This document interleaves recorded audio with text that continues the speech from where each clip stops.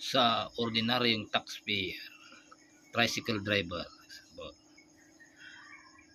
Maggagasolina siya ng 300 araw-araw.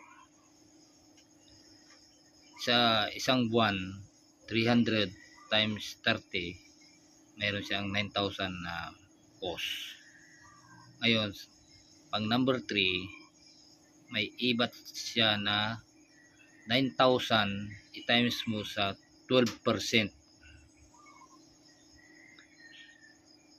Ang lalabas po ay 1,080.